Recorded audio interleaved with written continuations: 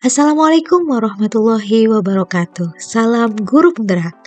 Kali ini saya akan menyampaikan aksi nyata di modul 1.4, yaitu diseminasi budaya positif yang akan kami sampaikan bersama teman-teman rekan guru di Insan Kamil Tuban, juga kepada wali murid TK Insan Kamil Tuban.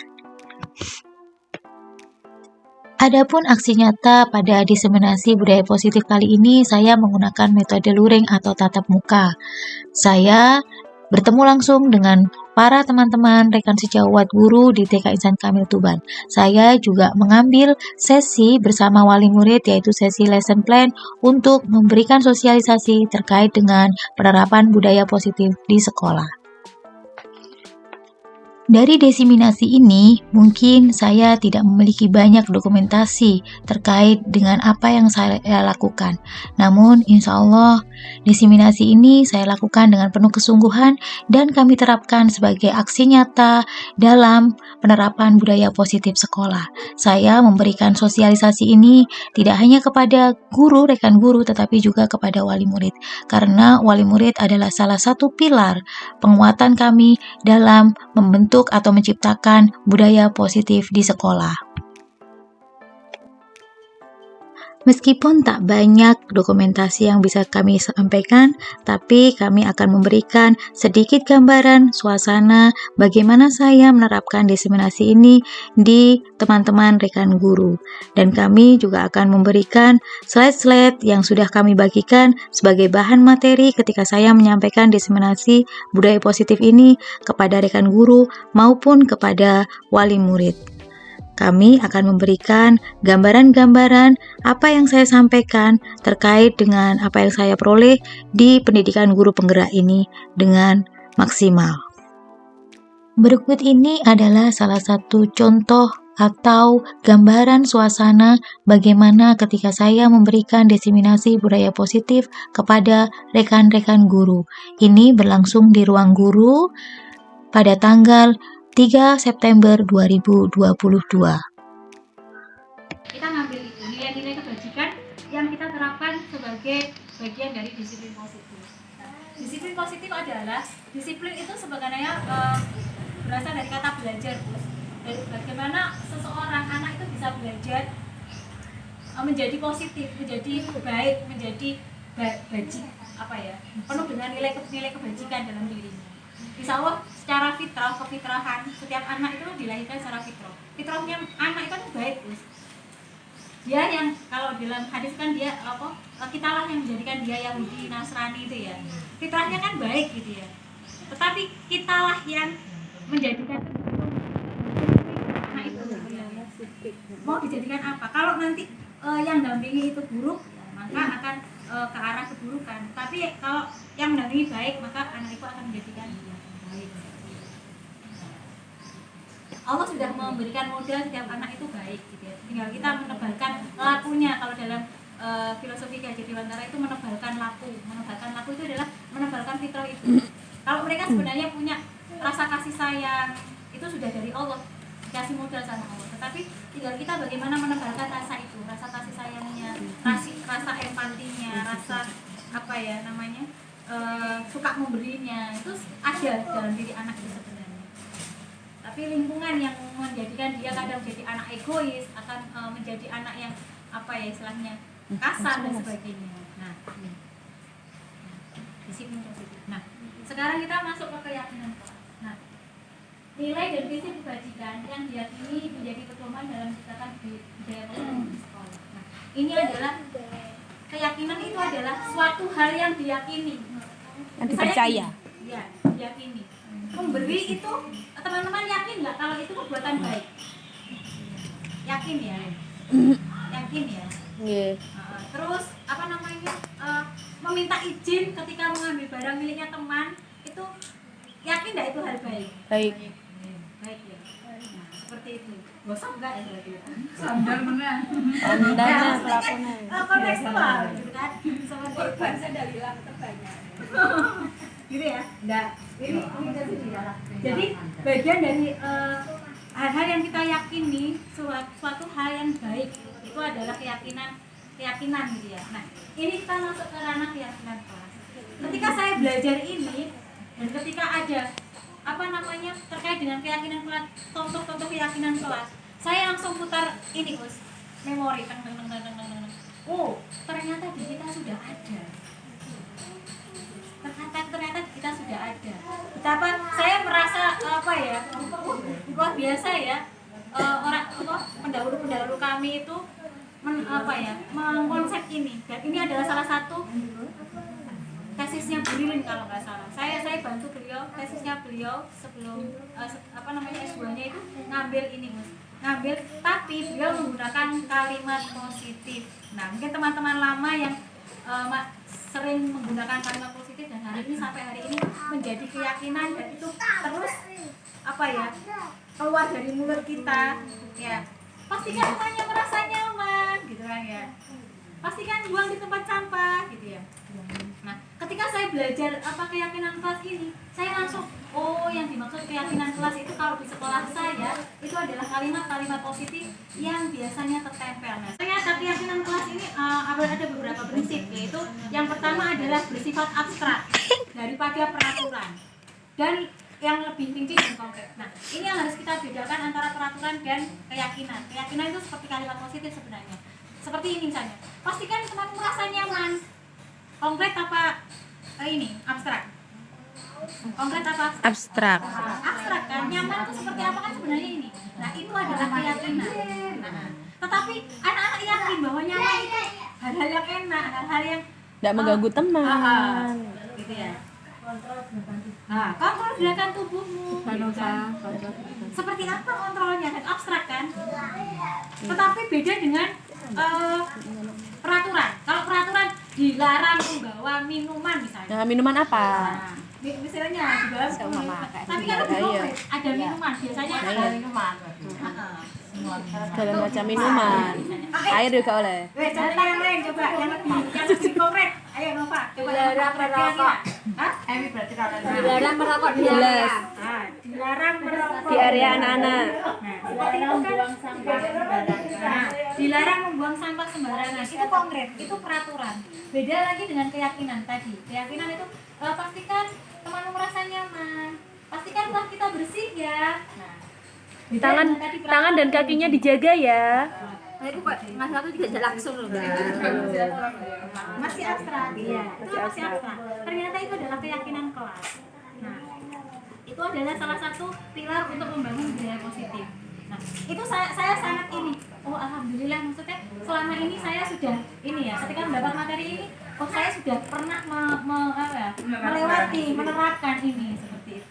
Nah, yang kedua, keyakinan kelas berupa pernyataan-pernyataan universal. Ya tadi seperti itu ya. Secara umum lah. Pasti kan teman merasa nyaman, umum sekali kan? Tidak rinci. Nyaman itu kan bisa jadi enggak ngeplak, enggak nyatu, itu kan enggak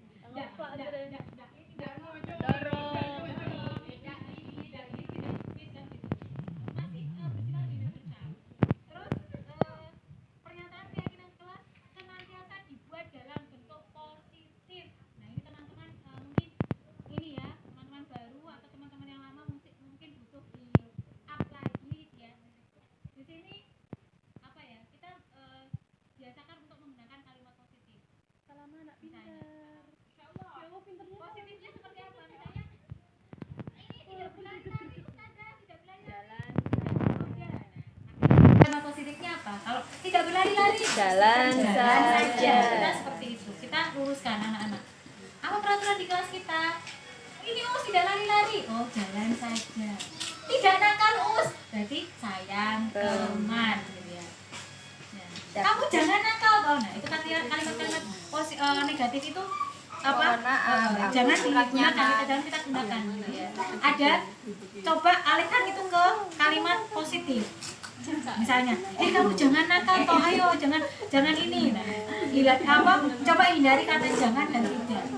Ya itu memang bukan paten sih. Memang dalam Al-Quran pun kalimat larangan itu ada. Tetapi bagaimana itu bisa diterapkan ketika ada kalimat positifnya, kita lebih baik menggunakan kalimat positifnya. Gitu ya. Tuh, pastikan temanmu merasa nyaman, Rohmah. Itu tadi adalah sedikit gambaran atau cuplikan dari aksi nyata yang sudah saya lakukan terkait dengan kegiatan diseminasi budaya positif kepada rekan-rekan guru. Nah, agar lebih jelas, saya akan membagikan materi yang sudah saya sampaikan kepada teman-teman guru maupun kepada wali murid terkait dengan materi-materi yang saya sampaikan pada saat diseminasi. Silahkan simak dari video berikut ini. Budaya positif sekolah. Materi ini saya sampaikan di kegiatan upgrading para asatid atau guru insan kamil di KBTK Insan Kamil Tuban.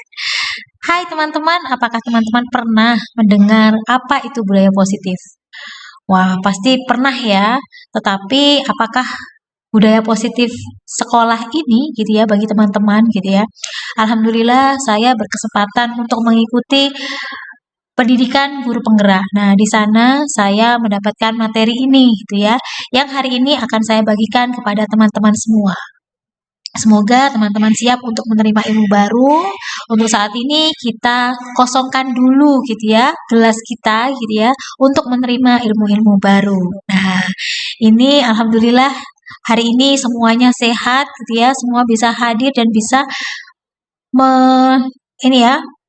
mendengar apa yang akan kita sharingkan bersama-sama. Kita akan sama-sama belajar terkait dengan budaya positif sekolah. Insya Allah ini untuk kebaikan kita semua, untuk anak-anak didik kita, dan untuk kebaikan umat tentunya. Nah teman-teman, sebelumnya saya akan lanjutkan ke materinya. Yuk. Nah, kita di slide kedua nih ya. Sekarang bagaimana menciptakan budaya positif ini di sekolah gitu ya. Kalau kita belajar terkait dengan budaya positif sekolah, kita akan menemukan beberapa komponen gitu ya yang terkait dengan budaya positif sekolah ini.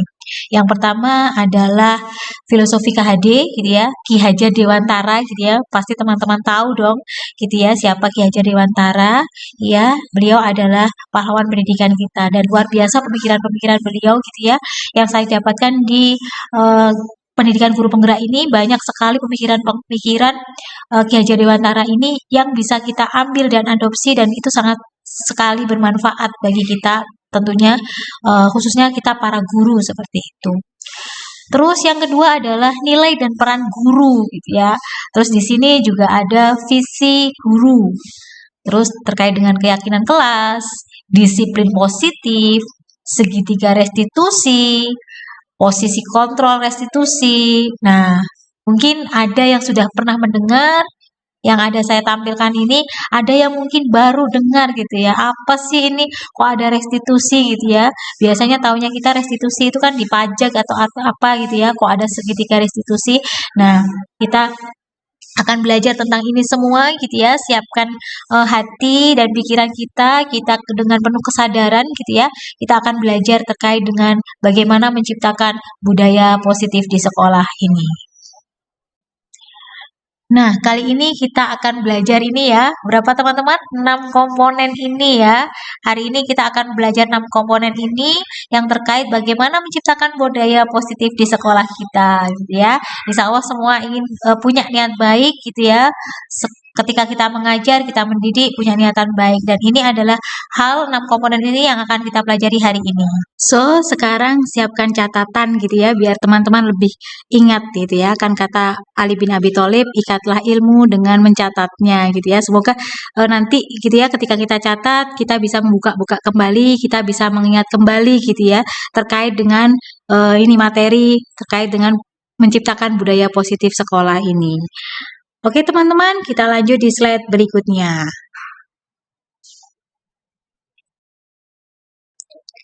Nah, kita masuk di filosofi Ki Hajar Dewantara. Nah, ini KHD ya singkatannya gitu ya, mengajarkan pada kita untuk menerapkan budaya positif yang berpihak pada murid dengan mengedepankan azas engarso sumtulodo, eng matio mangunkarso tuturi handayani. Mungkin kita sudah sering ya mendengar terkait dengan ini ajaran Ki Hajar Dewantara ini gitu ya. Sebenarnya sangat banyak sekali gitu ya.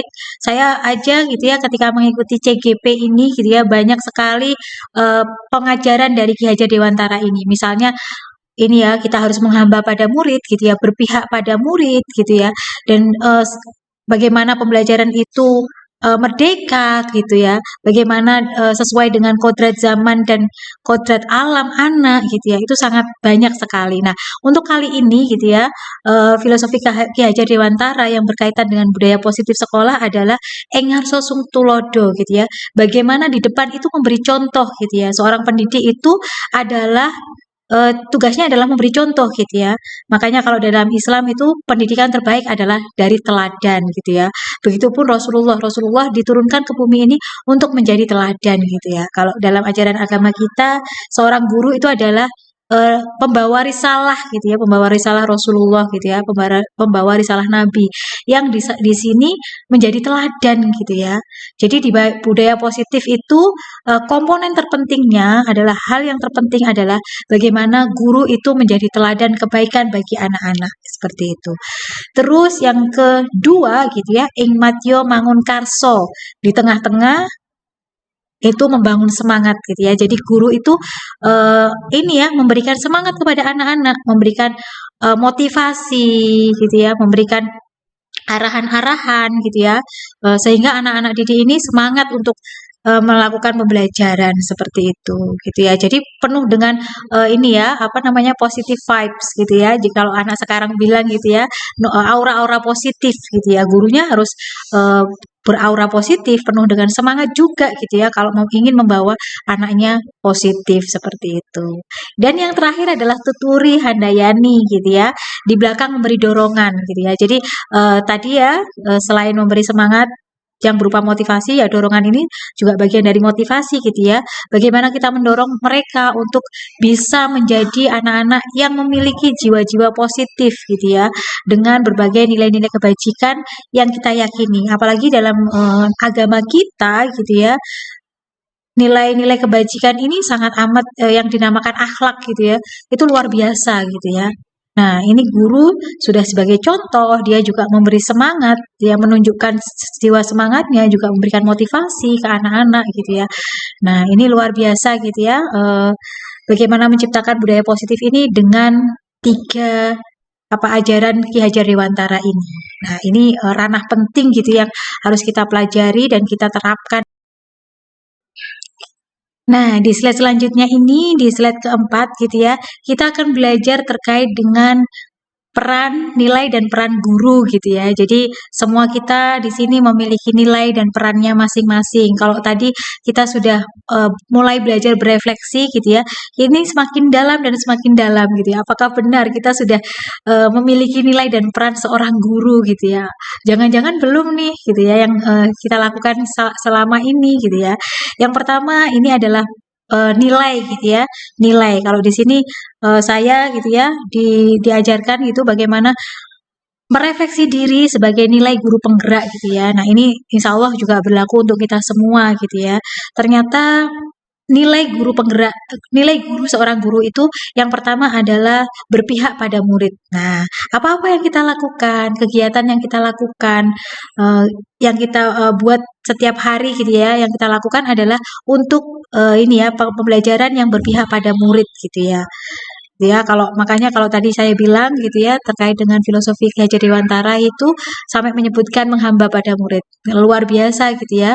Anak atau murid itu adalah salah satu masterpiece karya agung Tuhan gitu ya, yang kita harus berpihak pada mereka gitu ya. Yang kedua adalah mandiri gitu ya. Jadi seorang guru gitu ya harus memiliki nilai diri ini ya, mandiri gitu ya. Jadi dia tidak tergantung dengan orang lain, belajar tidak tergantung dengan orang lain gitu ya. Dia memiliki kemandirian untuk memutuskan apakah dia harus belajar dan sebagainya. Nah, ini kemandirian. Jadi tidak perlu ada apa ya, disuruh oleh kepala sekolah atau ini. Ketika kita merasa butuh sebagai guru, kita mandiri belajar gitu ya. Mandiri belajar. Nah, di sini adalah esensi dari Merdeka Belajar itu di sini gitu ya. Kita mandiri mencari gitu ya. Apa yang kita butuhkan, apa yang dibutuhkan untuk bisa kita pembelajaran yang berpihak kepada murid, kita bisa melakukan pelajaran dengan baik dan sebagainya. Nah, ini nilai mandiri. Yang ketiga adalah kolaboratif gitu ya. Maksudnya reflektif gitu ya.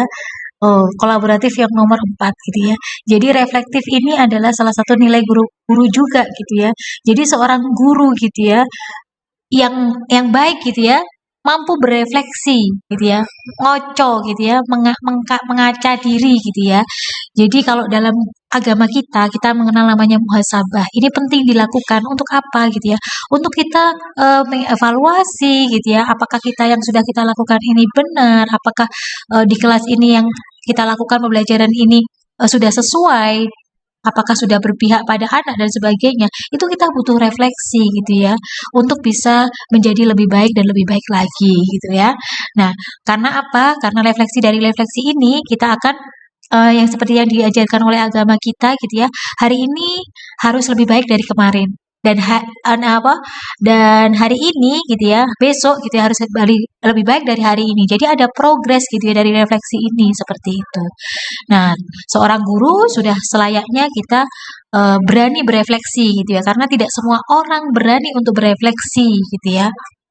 Karena refleksi ini pekerjaan berat. Siapa sih biasanya untuk mengkritisi orang itu gampang gitu ya, tetapi untuk mengkritisi diri sendiri, untuk merefleksi diri sendiri itu biasanya yang susah gitu ya. Nah, ini adalah salah satu ini yang luar biasa gitu ya, bahwa guru yang baik adalah guru yang mampu berefleksi gitu ya. Dan selanjutnya adalah kita akan belajar tentang nilai guru kolaboratif. Nah, kolaboratif ini apa? Kalau kita menilai adalah kerjasama itu teman-teman ya. Jadi kita tidak bisa sendirian gitu ya untuk bisa mewujudkan budaya sekolah ataupun program-program sekolah yang lain atau pembelajaran untuk anak-anak kita. Itu tidak bisa sendiri gitu ya. Jadi untuk keberhasilan pendidikan di Indonesia kita harus bersama-sama, saling bahu-membahu gitu kan. Jadi tidak bisa gitu ya, saya misalnya punya ide apa gitu ya, saya ini kan sendiri itu tidak bisa. Kita butuh orang lain, kita makhluk sosial, kita butuh orang lain. Begitu pula ketika kita dalam pembelajaran, dalam menerapkan penciptaan budaya positif sekolah ini gitu kan. Perlu adanya kolaborasi yang apik antara para rekan guru. Nah, makanya di sini sudah saatnya ini ya, sudah tidak saatnya kita berkompetisi, saling menjatuhkan. Tetapi nilai-nilai kolaborasi itu yang akan kita kuatkan. Nah, kita akan semakin kuat gitu ya. Itu ketika kita berjalan bersama gitu ya. Nah, kalau kita berjalan sendiri mungkin ini ya, tidak ada barengannya itu lelah gitu ya. Nah, meskipun tujuannya kita jelas, tetapi kalau kita sendirian, insya Allah kalau tidak ada teman ngomong, nggak asik kan gitu ya. Nggak ada teman bercanda, kalau ada saling teman seperjalanan itu kan asik gitu kan ya. Kita saling sama-sama berjuang gitu ya, untuk niatan mulia, untuk pendidikan anak-anak Indonesia, seperti itu. Nah, ini ya teman-teman, jadi kita harus memiliki nilai kolaboratif ini untuk bisa mewujudkan budaya sekolah yang kita inginkan, seperti itu. Nah, yang terakhir adalah inovatif gitu ya.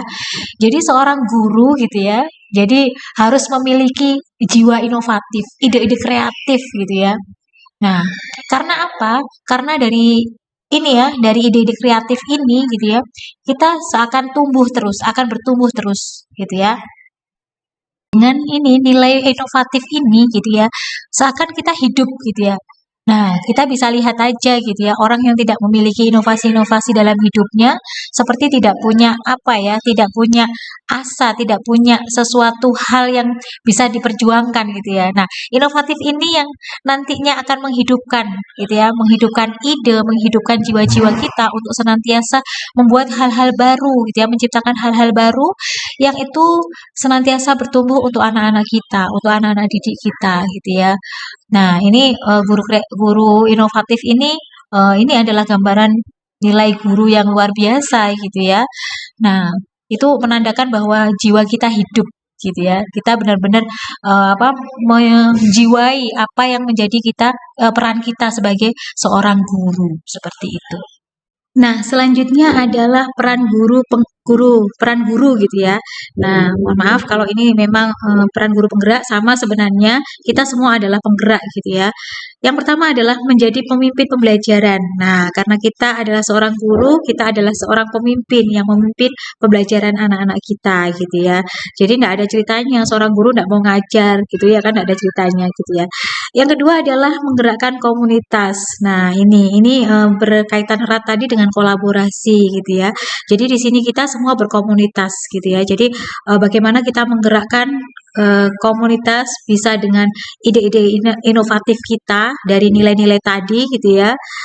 Juga dari refleksi tadi kita bisa menggerakkan komunitas kita.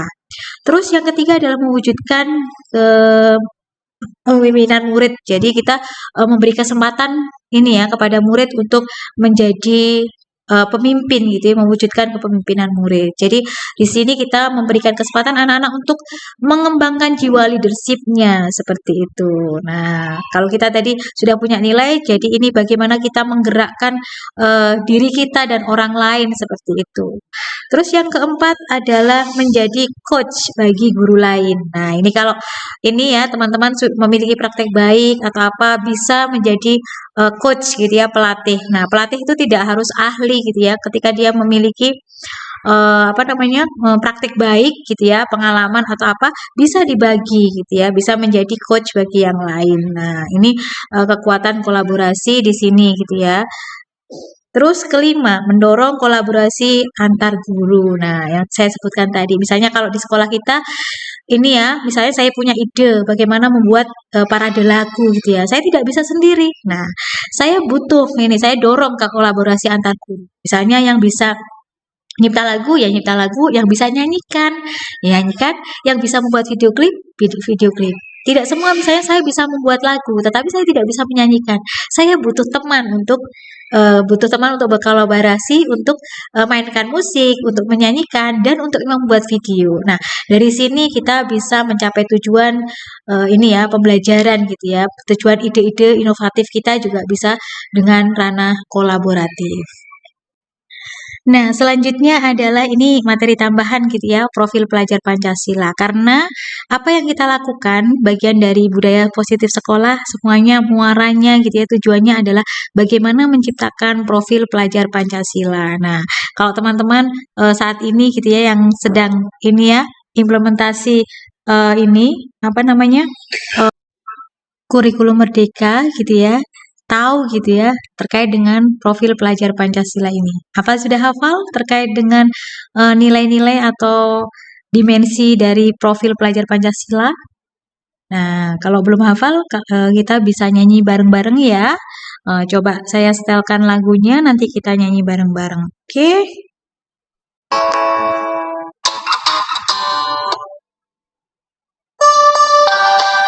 Ini lagunya pakai lagu ini ya, becak ya.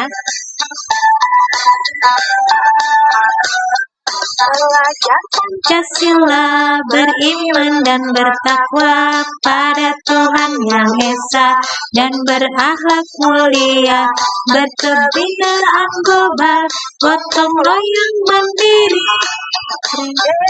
kreatif yang benar kritis. Pelajar Pancasila beriman dan bertakwa pada Tuhan Yang Esa dan berakhlak mulia, berkebinekaan global, gotong royong mandiri, kreatif dan benar kritis.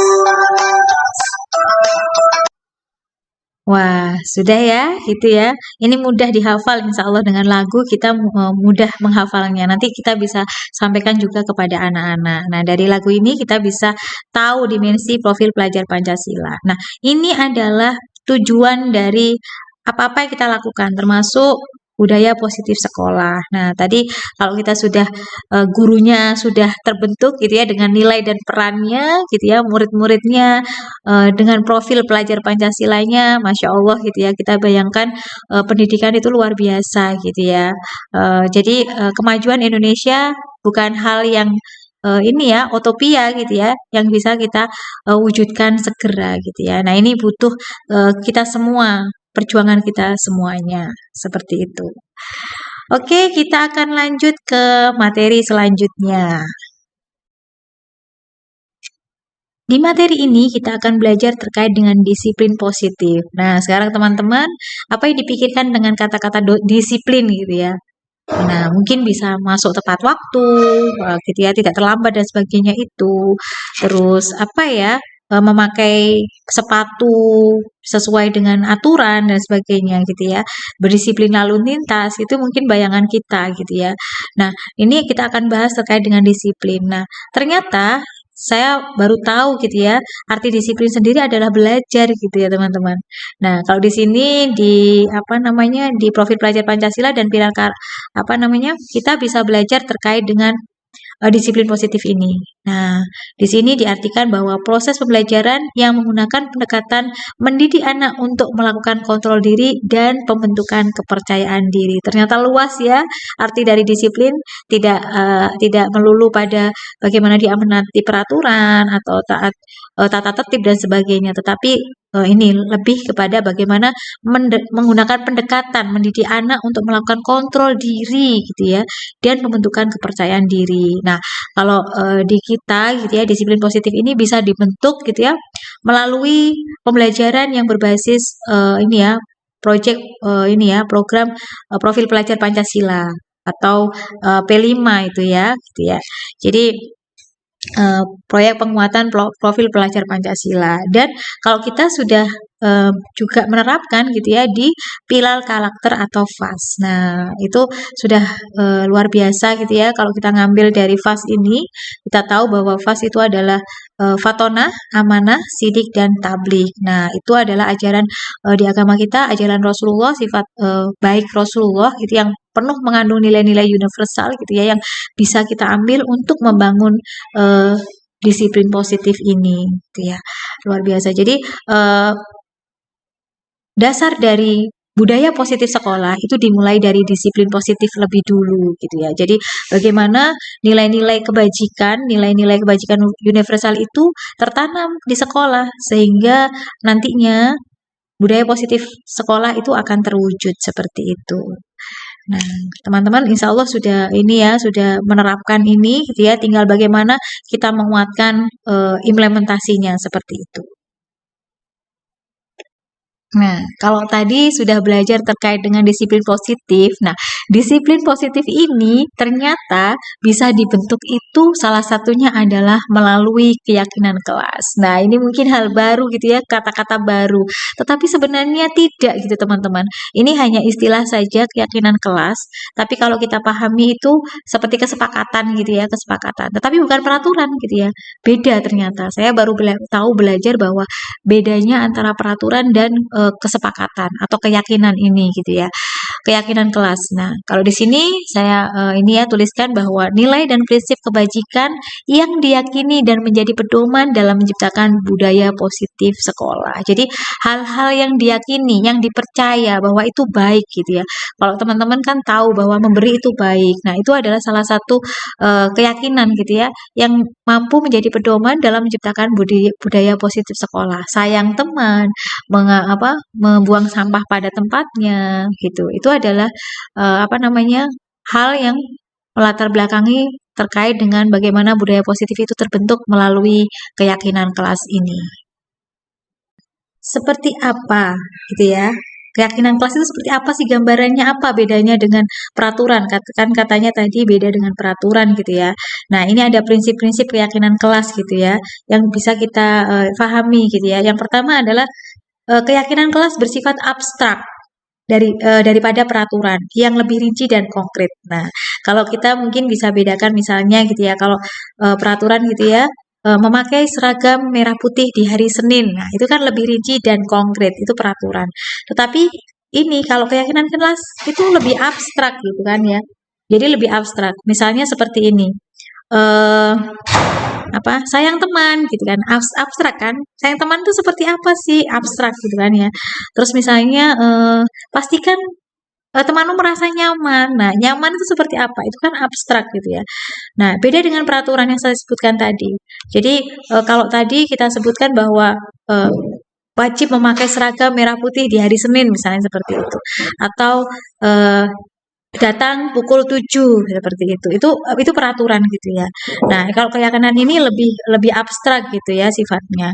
Terus yang kedua, keyakinan kelas itu berupa pertanyaan-pertanyaan universal, pernyataan-pernyataan universal. Umum gitu ya, sangat umum gitu ya. Pastikan teman merasa nyaman, sayang teman, ini umum gitu ya. Itu umum sekali gitu ya. Jadi itu bisa dipahami oleh semua pihak gitu ya, bisa diterima. Keyakinan-keyakinan ini bisa berlaku gitu ya di luar sekolah juga bisa gitu ya. Itu bersifat universal. Terus yang ketiga, eh, pertanyaan keyakinan kelas senantiasa dibuat dalam bentuk positif. Nah, makanya kalau kita ini ya apa namanya ke anak-anak gitu ya biasanya ini menghindari kata jangan atau tidak gitu ya. Nah, seperti itu. Misalnya ketika ada peraturan anak-anak mengajukan bahwa tidak boleh lari-lari. Nah, kita ganti dengan kalimat positifnya. Pelan-pelan saja gitu ya, seperti itu. Jalan saja gitu ya, seperti itu. Atau misalnya tidak boleh mukul. Berarti apa? Sayang teman gitu ya. Seperti itu. Atau pastikan temanmu merasa nyaman seperti itu. Atau misalnya banyak ya contohnya ya. Tidak boleh ini membuang sampah sembarangan misalnya gitu. Berarti diganti kalimat positifnya buang sampah di tempatnya seperti itu. Nah, kita gunakan kalimat-kalimat yang bentuk positif seperti itu. Terus yang keempat, keyakinan kelas itu hendaknya tidak terlalu banyak gitu ya sehingga mudah diingat dan dipahami oleh semua warga kelas. Nah, apalagi kita yang di PAUD ya. Jadi di PAUD itu anak sangat memorinya masih terbatas. Jadi pun konsentrasinya. Nah, mungkin 3 sampai 4 gitu ya itu cukup gitu ya. Kita setiap hari kita intervensi, kita afirmasi ke anak-anak gitu ya untuk bisa menjadi keyakinan kelas mereka atau keyakinan diri mereka gitu ya yang nantinya akan dibawa mereka hingga dewasa seperti itu. Selanjutnya di poin selanjutnya gitu ya. Keyakinan kelas sebaiknya sesuatu yang dapat diterapkan di lingkungan tersebut. Nah, ini berbasis lokal gitu ya. Jadi jangan sampai kita membuat keyakinan kelas gitu ya, kesepakatan kelas yang tidak ini ya, yang tidak sesuai gitu ya. Misalnya tidak ada makan bekal di sekolah, tetapi ada terkait dengan makan bekal seperti itu. Nah, harus yang sesuai gitu ya, apa-apa yang ada di sekitarnya anak-anak. Nah, misalnya sayang teman itu karena kita sering menemui bahwa anak-anak sering saling dorong atau saling pukul. Nah, seperti itu. Atau misalnya pastikan teman merasa nyaman. Nah, ketika temannya banyak menggoda dan sebagainya seperti itu. Terus poin selanjutnya ya prinsip selanjutnya keyakinan kelas ini ya semua warga kelas itu hendaknya ikut berkontribusi dalam pembuatan keyakinan kelas lewat kegiatan curah pendapat. Jadi ini ya kalau peraturan itu kan sifatnya ada yang menentukan gitu ya sekolah misalnya kepala sekolah atau tim manajemen gitu ya. Tetapi ini tidak gitu ya. Sifatnya adalah curah pendapat. Jadi aturan itu dibuat gitu ya untuk dibuat dan disepakati bersama-sama seperti itu. Jadi ketika mereka akan lebih lebih mengena gitu ya ketika peraturan itu atau mohon maaf kok peraturan keyakinan kelas itu dibuat oleh mereka sendiri gitu ya. Ya, misalnya tadi ingat apa ya kita ingatkan gitu ya bagaimana keyakinan kelas yang sudah mereka buat seperti itu. Jadi itu lebih mengena ke anak-anak daripada ya, kita atau gurunya yang membuat gitu ya. Jadi kita patik anak-anak, kita patik pendapat mereka, curah ide mereka terkait dengan pembuatan keyakinan kelas ini. Nah, di slide ini kita akan belajar tentang posisi kontrol guru. Kalau tadi kita sudah belajar bagaimana peran, nilai gitu ya seorang guru. Nah, ternyata di sini kita punya posisi kontrol. Apa sih posisi kontrol itu? Nah, ini saya juga ini ya ilmu baru termasuk gitu ya. Jadi ternyata seorang guru itu ada 5 posisi kontrol gitu ya dalam ini ya pelaksanaan budaya positif sekolah ini gitu ya dalam pelaksanaan disiplin sekolah gitu ya secara spesifik seperti itu. Jadi ketika kita menerapkan disiplin sekolah gitu ya, disiplin positif gitu ya, itu ada beberapa pasti ada timbul masalah. Nah, itu kita akan menemukan gitu ya beberapa posisi kontrol guru. Yang pertama adalah penghukum. Nah, ini jelas gitu ya seperti apa kontrol penghukum ini. Jadi biasanya untuk guru-guru yang memiliki posisi kontrol ini biasanya dia tanpa menerima alasan gitu ya ya sudah pokoknya ini biasanya dipenuhi dengan emosi ya, dihukum gitu ya. Mungkin pernah merasakan gitu ya bagaimana ketemu dengan guru-guru penghukum gitu ya. Ya, apa-apa hukuman suruh lari, suruh apa namanya squat jam dan sebagainya. Nah, seperti itu.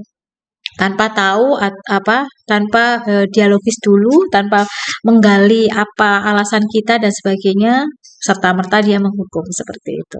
Nah, yang berikutnya adalah pemantau gitu ya. Nah, di sini guru hanya sebagai pemantau posisi ketika ada masalah mereka menyerahkan itu semua kepada anak-anak tanpa ada ini ya mediasi, ada ini ya anak-anak dibiarkan untuk menyelesaikan masalahnya sendiri, hanya memantau seperti itu. Ada kan guru-guru seperti itu, tidak mau tahu kan seperti itu. Terus berikutnya sebagai teman. Nah, ini biasanya kelihatan akrab gitu sama anak-anak gitu ya. Tapi di sini ternyata ada sisi kelemahannya gitu ya. Ada sisi kelemahannya. Jadi anak-anak akan mudah karena merasa teman gitu ya, lebih mudah meremehkan apa yang kita katakan, yang kita sampaikan itu mudah meremehkan gitu ya. Pun ketika terjadi masalah gitu ya. Ah, gitu Ustazah gitu ya. Yuk ini gitu kan. Lebih ini terlihat manja gitu ya kalau ya, di anak-anak PAUD gitu ya di sekolah saya seperti itu. Nah, berikutnya adalah pembuat merasa bersalah. Nah, ini biasanya suka ini ya mengancam secara halus. Nah, misalnya seperti ini contohnya. Ayo tuh dikerjakan nanti Ustazah ini loh ya dimarahi kepala sekolah misalnya seperti itu. Atau anak-anak jadi merasa bersalah, membuat anak atau pelaku itu merasa bersalah gitu ya. Oh nanti ini loh, apa namanya kalau ini kamu pukul nanti mamanya marah nanti. Kamu mau tuh dimarahi mamanya. Nah, itu misalnya seperti itu. Terus posisi kontrol guru berikutnya adalah manajer. Nah, ini yang saya pelajari ternyata ini adalah posisi ideal gitu ya, posisi ideal bagi seorang guru. Dia menempatkan diri dengan tepat secara bijaksana gitu ya. Jadi dia bisa menjadi teman tetapi dia bijaksana gitu ya di tengah-tengah gitu ya. Dia memberikan kesempatan kepada anak untuk ini memahami masalahnya, ini ya memediasi tetapi tanpa ikut campur. Jadi anak-anak ini ya terlibat langsung untuk menyelesaikan masalahnya gitu ya tanpa ini ya tanpa merasa bersalah dan sebagainya. Nah, ini luar biasa. Jadi ini memberikan kesempatan anak-anak untuk berefleksi terhadap kesalahan yang sudah dibuatnya, ya. Nanti contoh-contohnya akan kita pelajari di slide berikutnya. Nah, ketika kita sudah tahu tentang terkait dengan posisi kontrol guru, saat ini kita akan belajar tentang bagaimana kebutuhan dasar manusia. Nah, ini sangat erat hubungannya dengan materi tadi gitu ya. Jadi kalau kita tadi sudah tahu posisi kontrol guru yang benar atau yang ideal itu adalah manajer gitu ya. Nah, seorang manajer harus tahu dulu gitu ya terkait dengan kebutuhan dasar manusia ini. Karena setiap murid pasti ketika ada masalah itu dilatar belakangi oleh kebutuhan dasar sebagai berikut gitu ya. Yang pertama adalah kesenangan. Kedua adalah kebutuhan akan cinta dan kasih sayang. Ketiga, penguasaan. Dan keempat adalah kebebasan. Nah, ini biasanya ketika kita menerapkan sesuatu di kelas gitu ya, pasti ada timbul masalah gitu ya ketika kita pembelajaran. Anak yang nangis, anak yang bertengkar. Nah, itu pasti ada sesuatu yang melatar belakanginya. Nah, salah satunya adalah empat hal dasar ini, yaitu 4 dasar kebutuhan pokok, kebutuhan dasar manusia gitu ya. Misalnya nih, ketika anak itu tiba-tiba iseng gitu ya jahilin temannya. Nah, ternyata dia butuh apa? Butuh kebutuhan dasar akan kesenangan kan gitu ya. Terus biasanya cari perhatian gitu ya. Apa coret-coret bukunya gurunya atau apa. Nah, mungkin dia alasannya lagi butuh cinta dan kasih sayang. Nah, seperti itu. Terus dia nangis tiba-tiba karena tidak digubris oleh gurunya gitu ketika menunjukkan gambarnya. Nah, seperti itu. Dia juga butuh gitu ya, diperhatikan. Nah, ini cinta dan kasih sayang ini. Juga butuh dihargai gitu ya, dianggap mampu. Nah, ini terkait dengan penguasaan seperti itu. Mereka juga misalnya kepingin lari-lari di halaman. Nah, itu mungkin mereka butuh kebutuhan dasar mereka adalah kebebasan gitu ya. Nah, ini kalau kita paham ini, kita akan dengan mudah gitu ya memahami bagaimana berempati kepada siswa kita ketika menghadapi masalah. Kalau tadi di posisi penghukum tidak mengenal ini, jadi apapun alasannya dia tidak mengenal alasan terkait dengan kebutuhan dasar ini, ya biasanya langsung pakai main hukum seperti itu. Nah, sebagai guru yang punya posisi kontrol manager, kita harus bijak, harus memandang dari sudut pandang anak gitu ya. Apa sih sebenarnya yang alasan mereka ketika berulah di kelas atau dalam pembelajaran kenapa kok dia bermasalah. Nah, ini ternyata berkaitan erat dengan kebutuhan dasar manusia seperti itu. Nah, kita akan lanjutkan di slide berikutnya.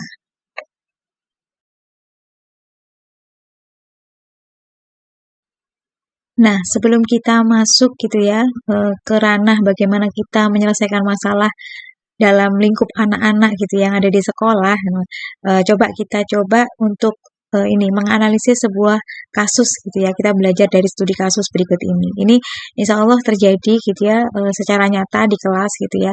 Misalnya ini studi kasusnya seperti ini, kronologi masalahnya seperti ini. Jadi Albi itu mengambil seruling miliknya Ustadzah gitu ya di rak kelas. Aras langsung merebut seruling gitu ya dari tangan Albi. Terjadilah itu tarik-menarik seruling antara Aras dan Albi. Karena Albi merasa yang mengambil gitu ya, ekosentrisnya masih tinggi gitu ya, dan merasa bahwa Aras merebut mainannya. Albi pun menangis gitu ya.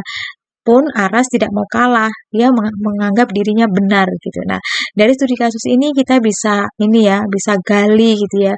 Apa sih sebenarnya kebutuhan dasar yang dibutuhkan oleh Albi maupun Aras seperti itu. Nah, coba teman-teman baca dengan seksama, nanti kita bisa diskusikan bagaimana menyelesaikan masalah dua anak ini. Apakah harus langsung minta maaf atau seperti apa? Nah, kita akan belajar dari kasus ini melalui tahapan segitiga restitusi. Nah, seperti apa segitiga restitusi? Kita akan belajar di slide selanjutnya. Nah, ini kita akan menggunakan penyelesaian masalah dengan cara tahapan restitusi. Nah, kalau tadi di awal sudah saya sempat bilang gitu ya, ketika saya awal mendapatkan ini, ya restitusi itu apa gitu ya. Ternyata ini gitu teman-teman. Ternyata sangat erat kaitannya dengan dunia pendidikan ternyata. Nah, restitusi adalah proses menciptakan kondisi bagi murid untuk memperbaiki kesalahan mereka sehingga mereka bisa kembali pada kelompok mereka dengan karakter yang lebih kuat. Nah, ini adalah salah satu metode penyelesaian masalah yang justru tidak membuat masalah lagi gitu ya. Nah, tapi ini mengatasi masalah tanpa masalah gitu ya.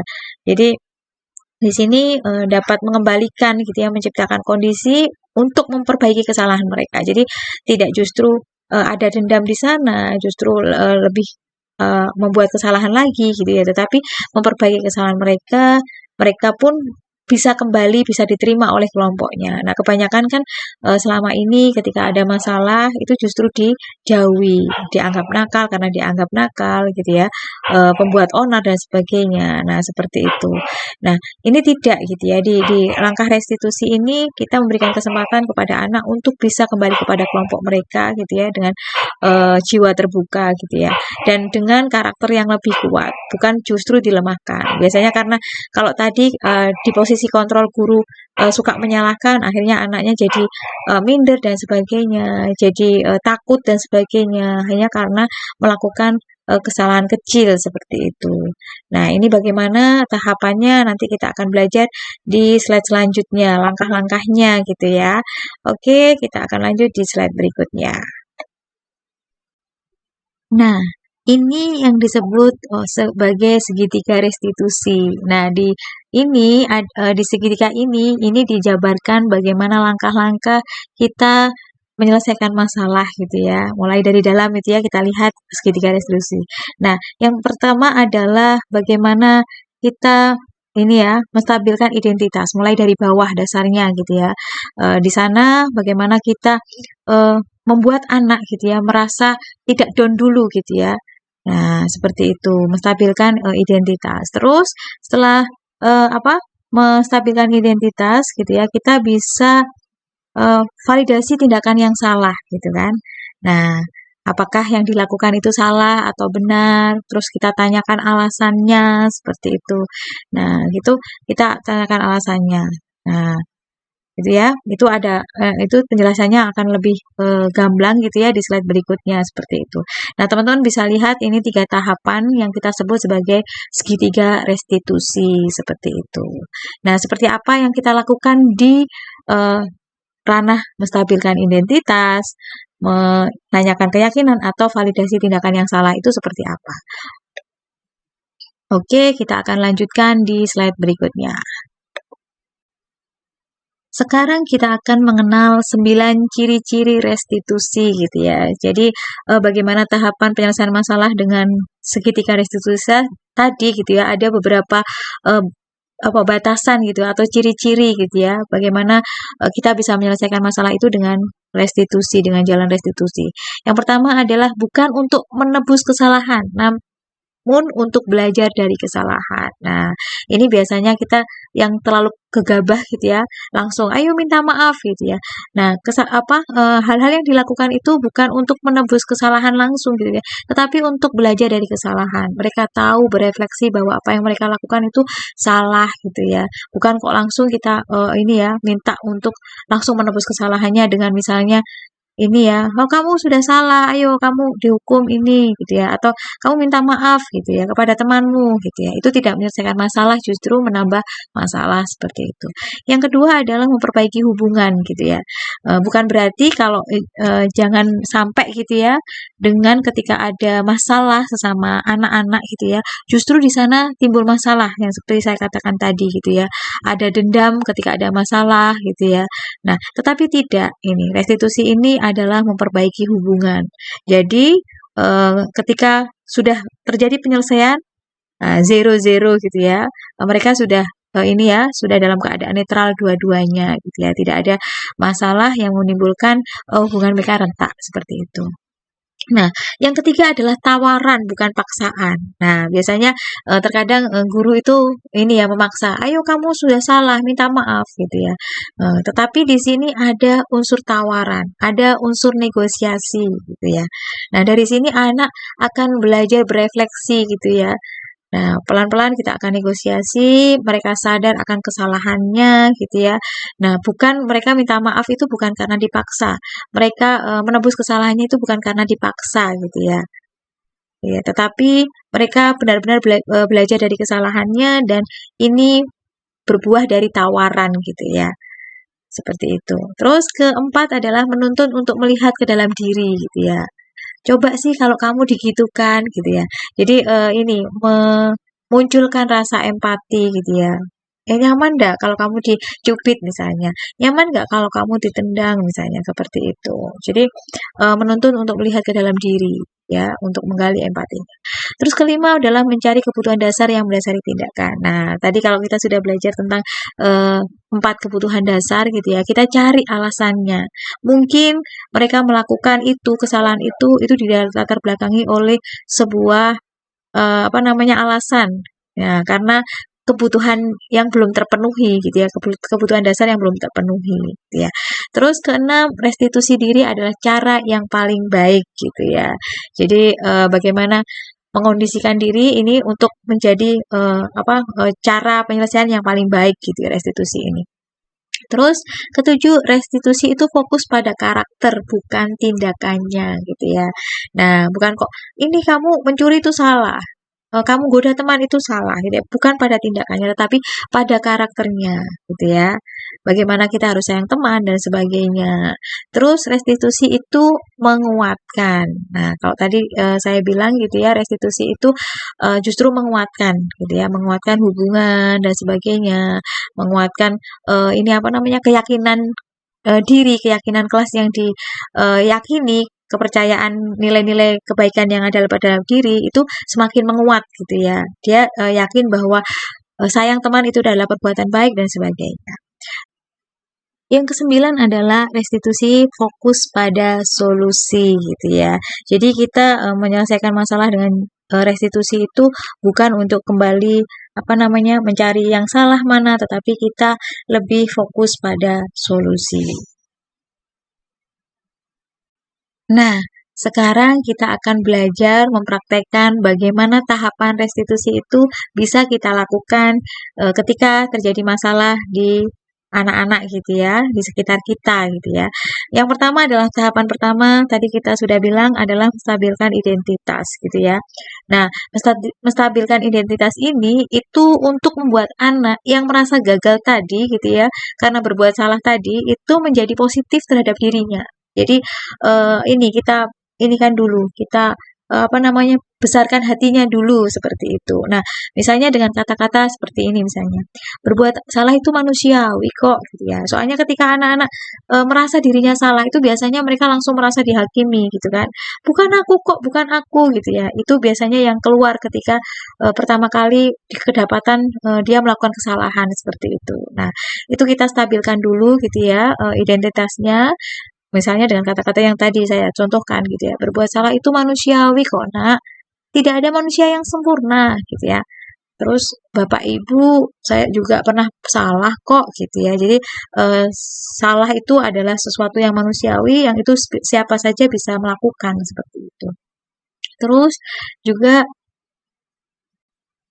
kita bisa mengatakan kepada anak gitu ya, misalnya Bapak Ibu tidak tertarik untuk mencari tahu siapa yang salah dan benar, tapi lebih tertarik menyelesaikan masalah gitu ya dan sebagainya. Nah, biasanya soalnya anak-anak itu ketika terjadi gitu ya, kesalahpahaman atau pertengkaran di kelas, misalnya ada masalah gitu ya.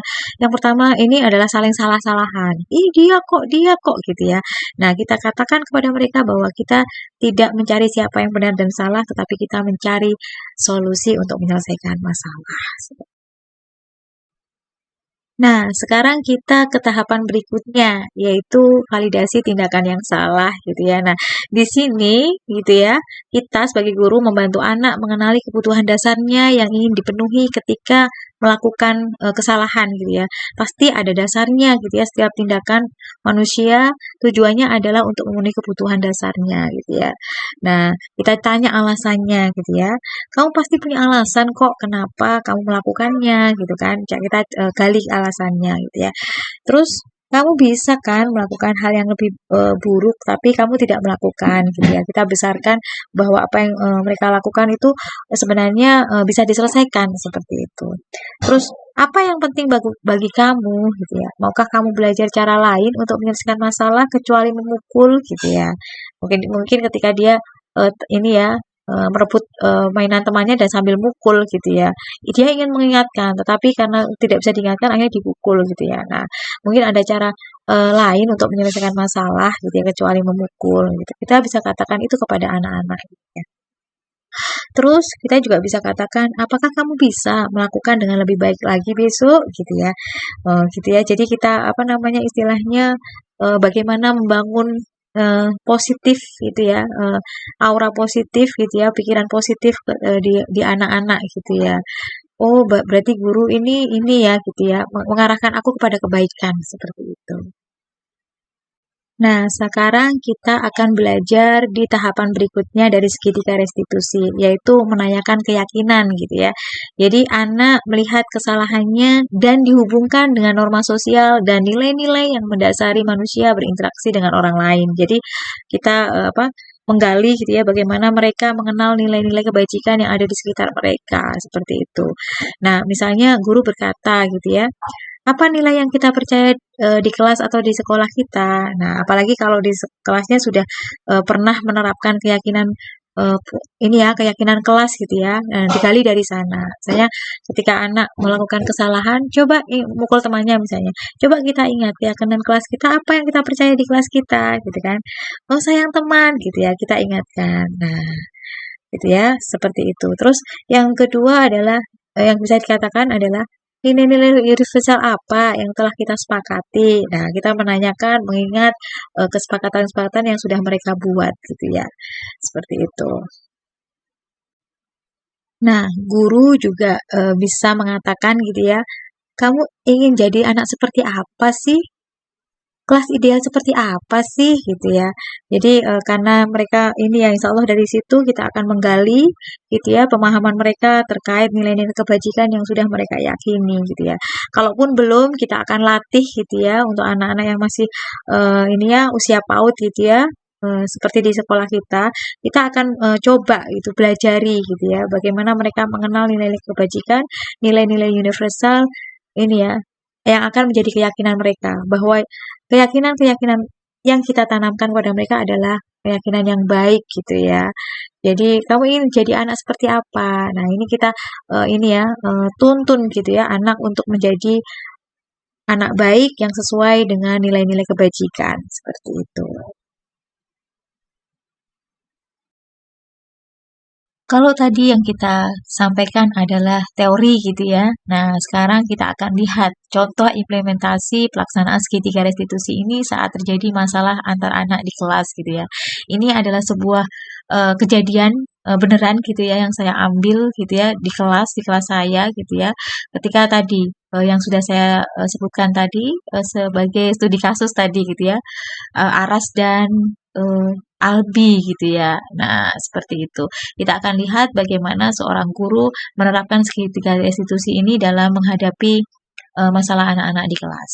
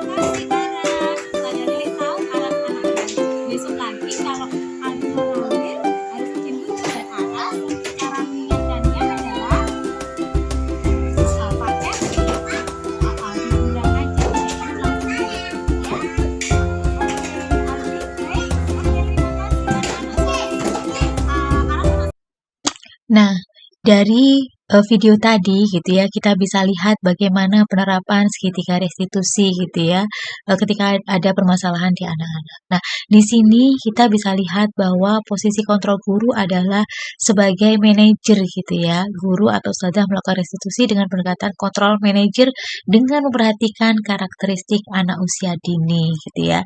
Jadi itu tadi gitu ya, contoh praktek langsung gitu ya, bagaimana penerapan segitiga restitusi yang bisa kita lakukan ketika ada permasalahan di kelas kita. Nah, itu tadi materi desiminasi yang sudah saya sampaikan kepada rekan sejawat, para guru di Insan Kamil Tuban, juga kepada wali murid. Semoga ini menjadi langkah awal gitu ya untuk terciptanya budaya positif yang ada di sekolah kami. Nah, semoga apa yang saya sampaikan ini bisa memberi manfaat bagi kami yang ada di sekolah, juga kepada rekan-rekan guru yang lainnya. Semoga bisa memberikan inspirasi, bisa memberikan motivasi kepada kita untuk senantiasa berkolaborasi, saling bergerak untuk menciptakan profil pelajar Pancasila yang menjadi tujuan hidup kita, menjadi tujuan pembelajaran kita. Nah, terima kasih atas kebersamaannya. Semoga bermanfaat. Salam guru penggerak. Tergerak, bergerak, dan menggerakkan. Wassalamualaikum warahmatullahi wabarakatuh.